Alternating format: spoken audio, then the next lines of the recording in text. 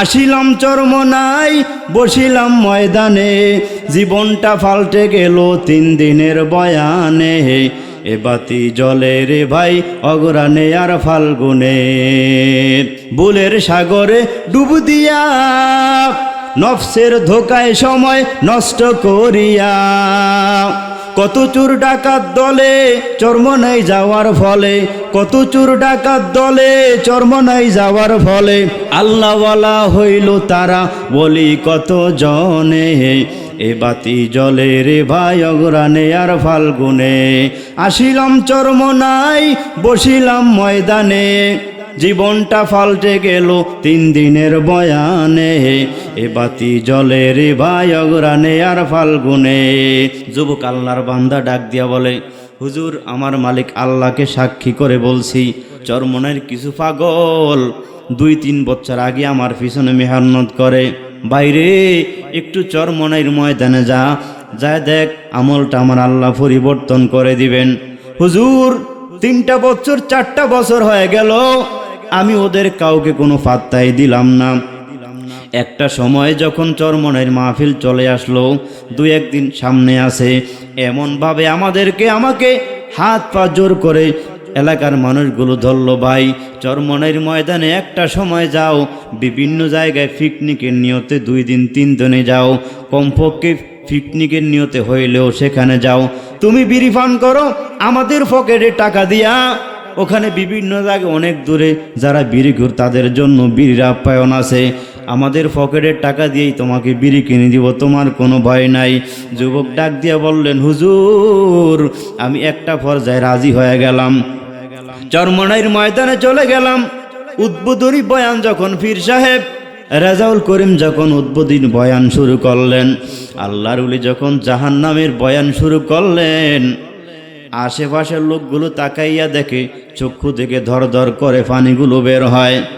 ও নবীর উম্মত, বন্ধু বান্ধব আমার যারা গেল, ওরা সবাই টিফাটিফি করে যুবকের বয়ানে তাসির হয়ে গেল। একটা পর্যায়ে বলে, হুজুর নিজের মনের অজান্তে আমি হাউমাউ করে ময়দানের মধ্যে কান্নাকাটি শুরু করে দিলাম। আমার কান্নাকাটি ময়দানের মধ্যে দেখে যারা আমাকে চরমনাইয়ের ময়দানে নিয়ে গেল, ওরাও দেখি হাউমাউ করে চরমনাইয়ের ময়দানে কান্নাকাটি করে। আল্লাহর ওলির বয়ান, পীর সাহেব চরমনাইয়ের বয়ান যারা সরাসরি শুনছেন, আপনারা তো সাধারণ মানুষ, ওখানে মানুষ নিজেকে নিজে কন্ট্রোল করতে পারে না, এই কারণে একটু লাভ দেয়, ফাল দেয়, কান্নাকাটি করে, দৌড় দেয়। কারণ কেন জানেন? যখন হুজুর জাহান্নামের বিবরণগুলো দেয়, ওই গুনাহগারগুলো অন্তরগুলো থরথর করে কাঁপতে থাকে আর ডাক দিয়ে হায়রে জীবনে কত অন্যায় করলাম, এমন অবস্থায় যদি আমার মৃত্যু হয়, জাহান্নামের আগুন ছাড়া আমার কোনো উপায় নাই। ময়দানের মধ্যে যখন আমি 3টা দিন পর্যন্ত হুজুর কান্নাকাটি করলাম, আর এমন একটা সুন্দর দৃশ্য বাংলার জমিনে, বরিশালের চরমনাই নদীর কিনারায় এমন একটা সুন্দর স্থান আছে, হুজুর যখন জিকির আজকার শুরু করে, মনে হয় যেন ওই চরমনাইয়ের স্থান আকাশ এবং বাতাসে জিকিরে থরকম্প হয়ে যায়। যেই দিন আমি চরমনাইয়ের ময়দান থেকে আমরা চলে আসব, আসরের নামাজের পর পীর সাহেব চরমনাই আমলের পরীক্ষা নেয়। এই বছর নতুন কারা চরমনাইয়ের ময়দানে আসছেন, ওরা সবাই আমাকে দাঁড় করে দিল, আজ থেকে ওয়াদা করেন 5 ওয়াক্ত নামাজগুলো আদায় করবেন।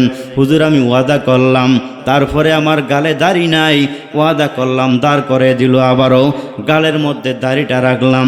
হুজুর চরমনাইয়ের ময়দান থেকে আসার পর আমি আমার বিবিকে ডাক দিয়ে বললাম, বিবি রে, এতদিন পর্যন্ত কি করলাম, জীবনটাকে নষ্ট করলাম, যেন জাহান্নামী হয়ে গেলাম।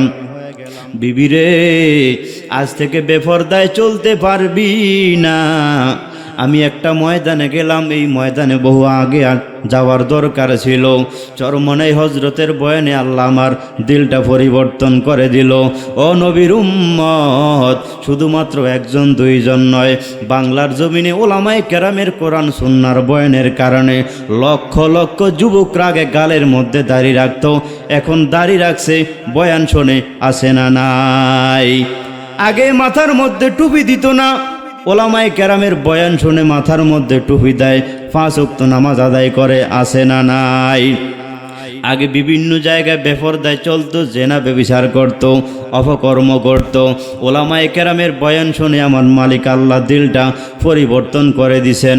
ও নবীর উম্মত, যুবক ডাক দিয়ে বলে, হুজুর বাংলার জমিনের কত বক্তার বয়ান শুনলাম, দেখি কিছু কিছু বক্তার বয়ান শুনলে শুধু মাত্র হাসি আসে, হাসি তামাশা ছাড়া মুনাজাতেও একটু কান্না আসে না। পীর সাহেব চরমনাই কেমন একটা আমার মালিক কণ্ঠের মধ্যে কেমন যেন একটা মায়া দিয়া দিলেন। উনি যখন মুনাজাত ধরে লক্ষ লক্ষ পাগলরা চরমনাইর ময়দানে আল্লাহর ভয় হাউমাউ করে কান্নাকাটি করে, ঠিক কিনা জোরে কন?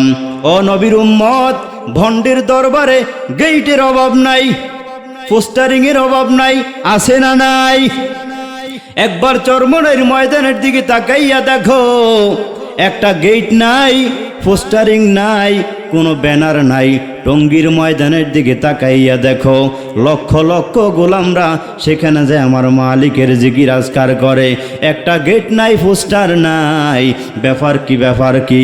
আল্লাহ যেই দরবারকে কবুল করবেন গেট পোস্টার কোনো কিছুই লাগবে না, এমনকি সাংবাদিকদের মাধ্যমে প্রচার করা লাগবে না। যেই দরবারে আল্লাহর কাজ হয়, মায়ার নবীর সুন্নতের আদর্শের কথাগুলো বলা হয়, গেট লাগে না, পোস্টার লাগে না। আমার আল্লাহ লক্ষ লক্ষ মানুষ চরমনাইর ময়দানে পৌঁছাইয়া দেয়, আছে না নাই? মানুষের দিল যদি ভালো হয়, লক্ষ লক্ষ মানুষগুলো আমার আল্লাহ বিনা গেইটে বিনা দাওয়াতে টঙ্গীর ময়দানে, উজানির ময়দানে, শিবচরের বাহাদুরের ময়দানে, পীর সাহেব বাটামারা বোরহানুদ্দিনের ময়দানে আমার আল্লাহ পৌঁছাইয়া দেয়, ঠিক কিনা? ও নবীর উম্মত, হক্কানি আলেমদের সাথে সম্পর্ক রাখেন, আমার মালিক আল্লাহ কিন্তু আপনার আমার দিলটা পরিবর্তন করে দিবেন। ভাইরা আমার, এজন্য আলেমদেরকে সম্মান করব, টঙ্গীর ময়দানে যাইয়া বয়ান শুনবো।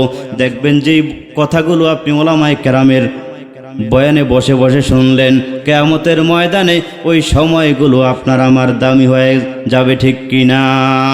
ও নবীর উম্মত, সারা বাংলার জমিন থেকে এমন কিছু আল্লাহর বান্দারা যায়। সেই দিন আরেকটা যুবককে দেখলাম, একেবারে এই পর্যন্ত দাড়ি, চরমনাইর ময়দানে নিয়ে গেল। আল্লাহর বান্দাকে সেখানে তওবা পড়ানো হলো, মুষ্টি পরিমাণ দাড়ি রাখা হলো, মাথার চুলগুলো সুন্নত তরিকায় কাটা হলো, মাথার মধ্যে একটা পাগড়ি পরিয়ে দেওয়া হলো। আল্লাহর বান্দা সাংবাদিকরা জিজ্ঞাসা করেন, কি খবর আপনার, কেমন লাগে? কয়, মনে যেন আমি বেহেশত খানার মধ্যে আছি। হায় রে, এই ময়দানে আমার বহু আগে আসার দরকার ছিল, গাঞ্জা টানলাম, কত গুনাহ আমল নামায় আছে।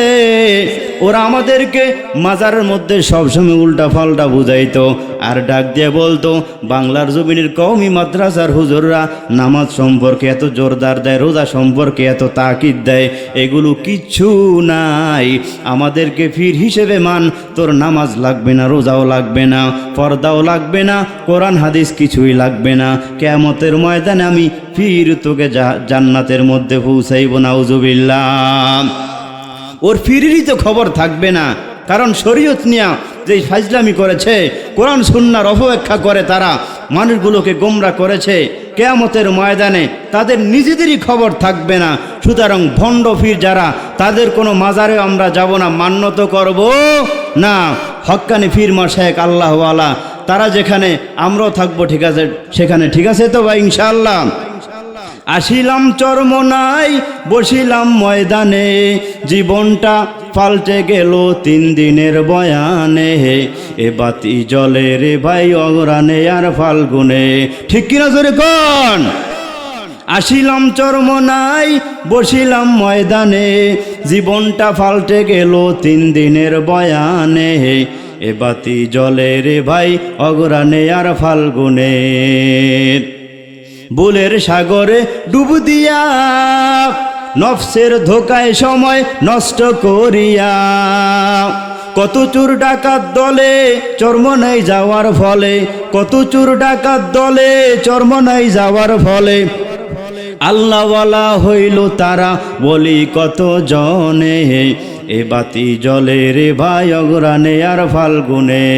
আসিলাম চরমনাই, বসিলাম ময়দানে, জীবনটা পাল্টে গেল 3 দিনের বয়ানে, এ বাতি জ্বলে রে ভাই অগ্রাণে আর ফাল্গুনে।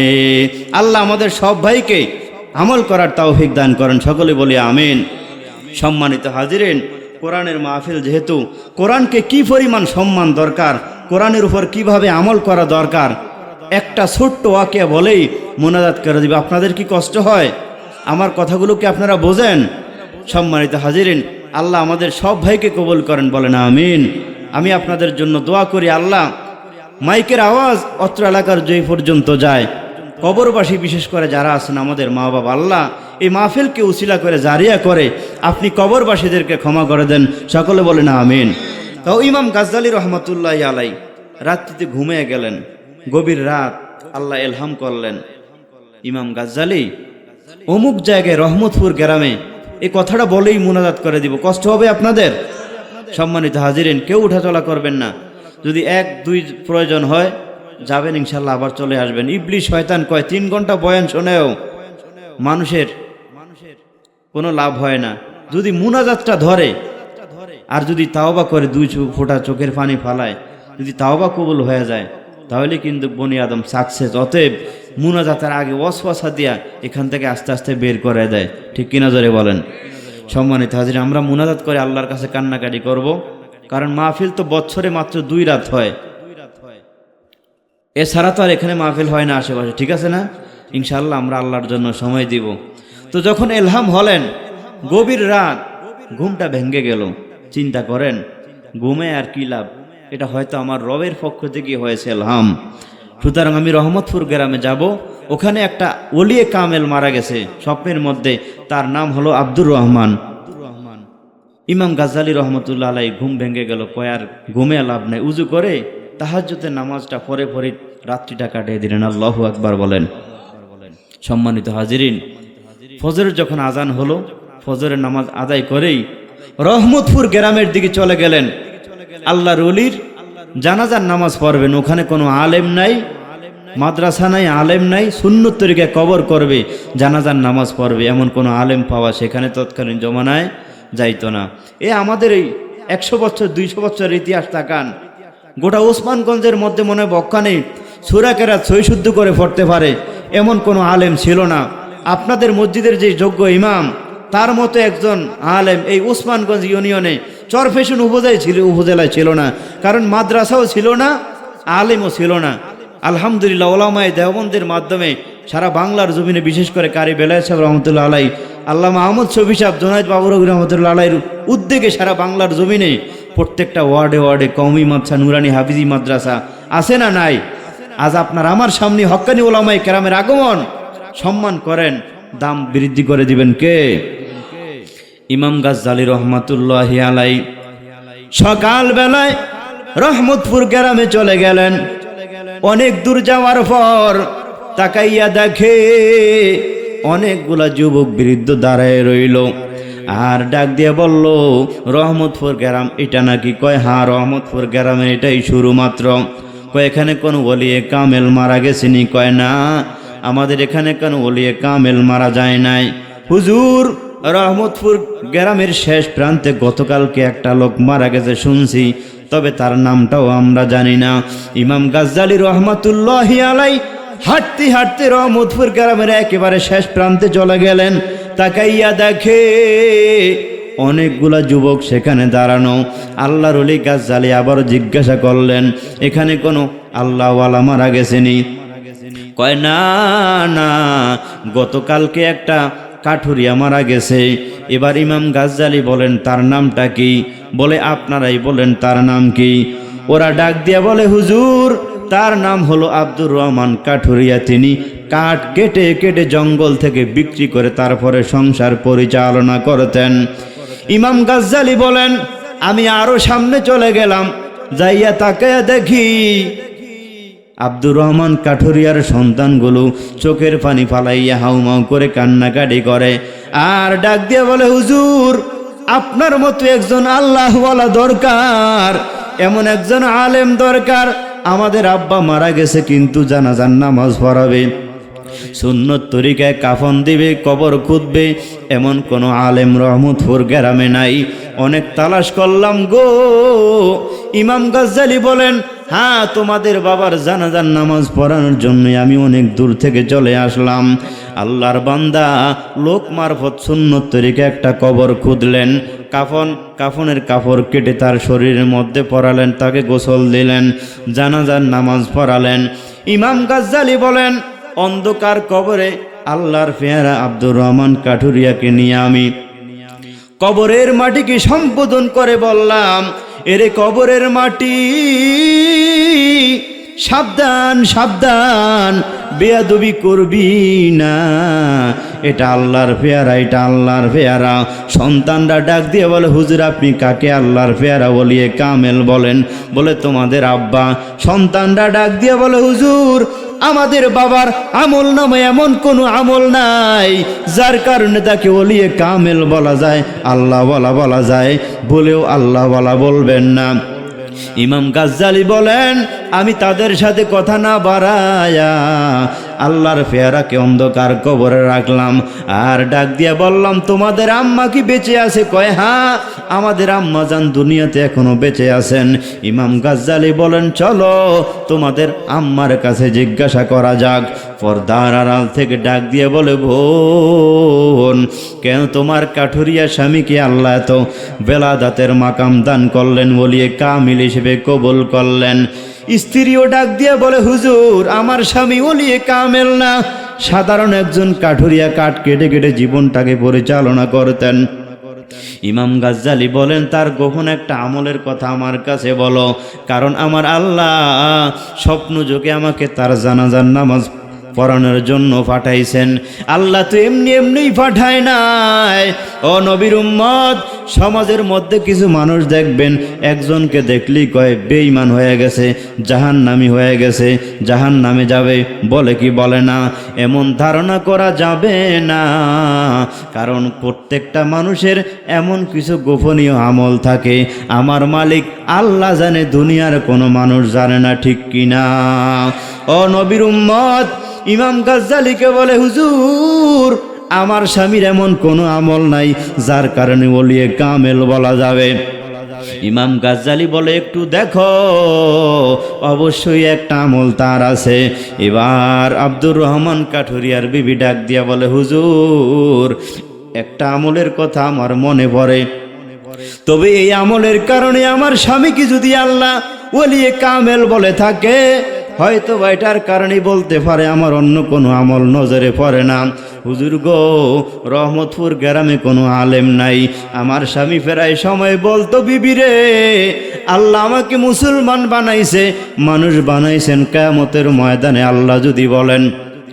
আমার বন্ধু রহমাতুল্লিল আলামিনের উপর একটা কোরআনুল কারিম অবতীর্ণ করলাম।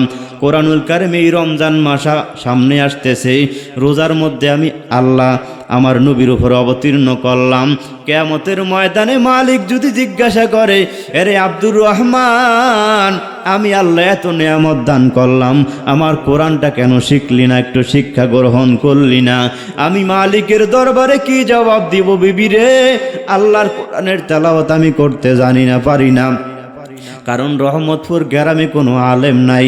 আজকে যদি আলেম থাকতো, আলেমের কাছে যাই আমি কোরআনুল কারিমটা সহি শুদ্ধভাবে তেলাওয়াত করতাম। জোরে কোন কথা, ঠিক কিনা? ও নবীর উম্মত, আজ আপনার আমার হক্কানি ওলামায়ে কেরামের উসিলায় আপনার আমার ফরজ নামাজটা যেই ইমামের কারণে, যেই মুয়াজ্জিনের কারণে ফরজ নামাজটা সহি শুদ্ধ হয়। কিছু কিছু মুসল্লি আসে ওই ইমামের সমালোচনা করে, মুয়াজ্জিনের সমালোচনা করে, আছে না নাই? আমি আপনাদের ভাই হাত রেখে বলবো, ইমামদেরকে ভালোবাসেন, মুহাব্বত করেন, হাদিয়া তোফা দেন, ইমাম অন্তর থেকে আপনার জন্য এমন দোয়া করবে, আল্লাহ আপনাকে জান্নাত হিসেবে কবুল করবেন। ও নবীর উম্মত, এবার কাঠুরিয়ার বিবি ডাক দিয়ে বলে, হুজুর আমার স্বামী অনেক দূর থেকে আল্লাহর কোরআনের একটা ছাপা কিনে আনলো, কোরআনের কপিটা আমার ঘরের মধ্যে এখনো আছে। যখন সন্ধ্যা হয়ে যায়, আমার স্বামী ঘরের মধ্যে নামাজ আদায় করে।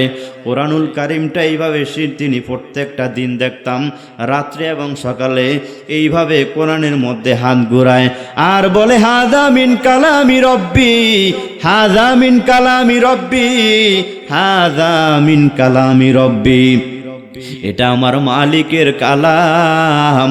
কপাল বড় খারাপ, রহমতপুর গ্রামে কোনো হক্কানি আলেমের আগমন নাই, মাদ্রাসা নাই। আজকে আলেম থাকলে কোরআনুল কারিমটা শিক্ষা করতে পারতাম।